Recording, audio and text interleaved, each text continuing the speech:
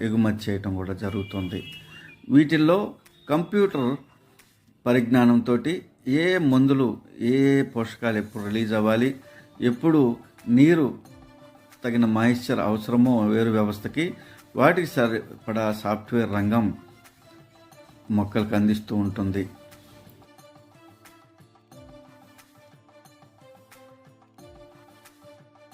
కృత్రిమ మేధస్సు సహాయంతో ఇప్పటికే కొన్ని రోబోలు, మనకి కిచెన్ రోబోలను అందుబాటులో కూడా రావటం మీకు అందరికీ తెలిసిన విషయమే.